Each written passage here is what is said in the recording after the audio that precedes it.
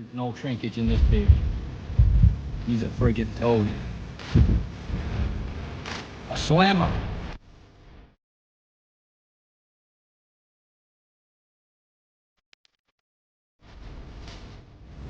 Pretty happy with him.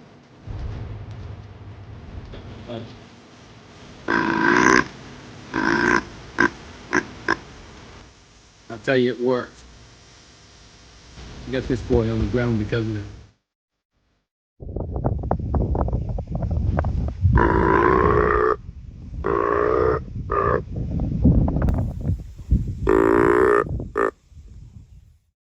Hey folks, Rick here. So everybody's been asking for an instructional video on the Nor'Easter game call. So that's my signature series Rick Labbe grunt call. And I'll show you a few things this call does. So way down, it's got a slide on it, see? Brass slide, so it will not freeze. And this call comes apart. If you did get a spill in it or anything, you just pop it apart and that's it. Blow it out. It won't freeze on you. And I keep it around my neck, comes with a lanyard inside my jacket, so it's always ready right here. This tube right here represents a buck's throat, and it's rubber, so it sounds like a buck's throat. So way down low, that is a deep buck grunt, and I'll demonstrate for you. So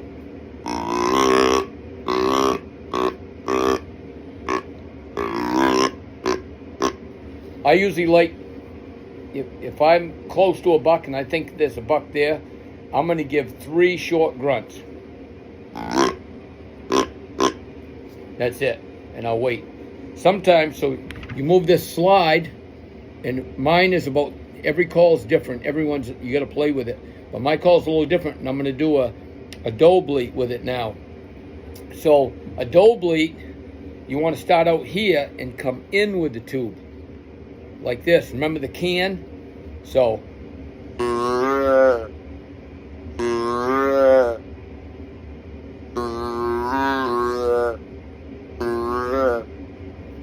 then right back to a grunt. That culmination right there, if there's a buck within earshot of this call, I guarantee you he's gonna come check it out.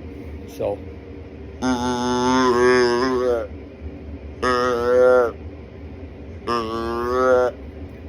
I can go a little to a fawn, back to a grunt.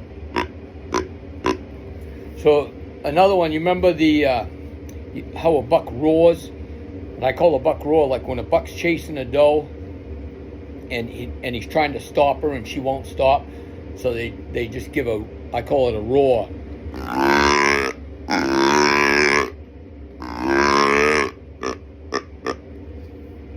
Most calls, when you try to do that buck roar, they'll break and they won't follow through on the sound. This one doesn't. It works great. So right after this, I've got Mark's instructional video on everything you can do to change the tone on this call. There's like literally 20 different settings on this call to change the sound of it, to get it exactly like you like it. And pull it apart, like I said, always line it back up with my name, push it back together. So you'll see the video coming up that Mark has, the instructional video. But anyway, shoot straight and good luck. And as soon as all of you kill a big buck with this call this year, I want to see some pictures. Send me your pictures. Thanks, folks. All right, so this is the Rick Labbe Signature Series Mercenary Grunt Call. And this is what you get when you order it from me. And we're going to go over all the different adjustments that you can do on this call and what makes it special. So let's get started on ripping this apart and show you what makes it tick. All right, so once you pop this apart, this is the bell. And this is where all the magic happens. So this is the slide that you're moving with your thumb. And as you can see, when it's inside the call and you move it to a doe bleat, it pushes that reed down, which makes that higher pitched sound. And as you slide it back, you got your buck grunt. So there's a bunch of different adjustments to this, and we're going to go through each one of them real quick and let you know what you can do for them. When you get it, I set the reed about here. It's just past where I do the cuts on the reed. That's the appropriate length of that reed sticking out past the tone board to get a nice butt grunt. You can, however, extend that reed out a little more if you want an even deeper, raspier grunt. And to do so, you would, of course, take this off. This is the wedge. This is your tone board. That tone board, if you wiggle it, will pull out. And then this wedge will come out and along with the reed. So then you can extend the reed, slide it back in, and get a longer reed. So as we mentioned, if you want to extend this reed, you need to take this call apart, or if you want to shorten the reed. So what you have, once you take it all apart, you're going to have your tube, the slide, which is held by the O-ring. You can take it out from under the O-ring. And then you have the tone board, the wedge, and of course the reed. So in order to adjust it, you just pick up your tone board. You're going to set the reed on top. It doesn't have an upside down or upside right like a duck call does. Your wedge is tapered. It's thin on one end and thick on the other. So obviously thick goes out. Line it up with the shoulders, pinch it together. Then you're going to grab that tone channel, get it started. You slide this tone board in until the shoulder hits. All right, then adjust the reed what you want. So let's say we did want it longer. So we're going to go a little bit longer with this reed all the way to there this time. So now what we need to do is we need to make sure that it is level inside the call so that when that slide goes down it, we want this slide to make sure that it guarantees it rides flat down the reed, not at an angle, because it will cut that reed. So we're going to check it. It is now riding flat.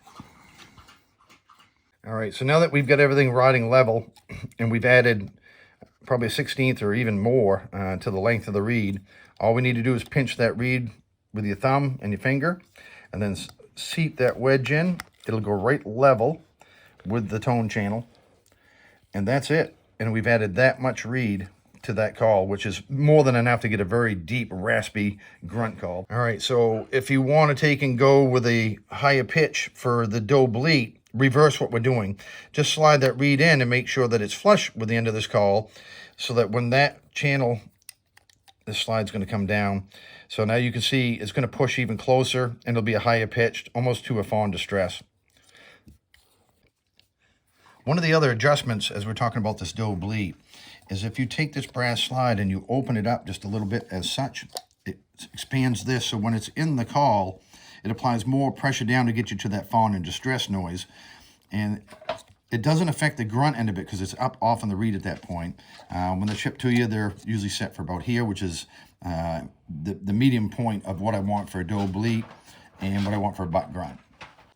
Now, if you get the call, and some guys, when they're bow hunting, the deer is really, really close, and they don't want to put a lot of air through it and break it over so that it's really loud. So there is an adjustment on this to cut it back on how much air it takes to run the call. So you take your slide, move it out of the way. You're going to grab this reed, and you're going to inchworm the reed like this. So it's not a lot of an inchworm, but that's about how far you're going to go with it.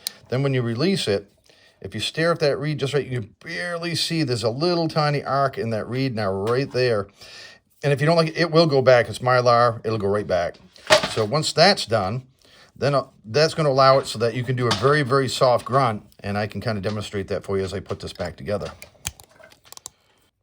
Now we're going to put the call back together after I bent this reed a little bit. And when I put these back together, I always line it up with Rick Labbe's name, the mercenary name, and I go here in the call. Not that it's a huge difference, but I like toning it and tuning it to one spot at all times. And it's friction fit, so put it in, put your hand, and if you listen close, that little tick-tick noise, it's tapered, so that's what holds that call in place. So now I'll show you how much little air and how quiet we can be with that grunt call if you were in the tree and the buck was within 15 yards. So run the call with your thumb so that when you pick this call up, you're basically using your thumb and you're pulling on this with your hand. If you run it this way, there's a chance you could separate the call. We don't want you to separate the call. It will go right back together, but running it the proper way is with your thumb, with the hose in your hand. So let me show you how little air this takes and how quiet you can be if that deer is within 15 yards, 10 yards, 20 yards. So we are in the grunt position.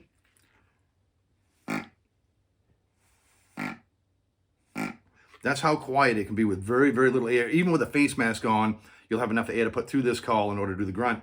And it doesn't affect the doe bleat. Or that big buck grunt can still be there. Again, run the hose like it's the deer's neck and his mouth, and you'll have all the sounds you need to get the deer in close.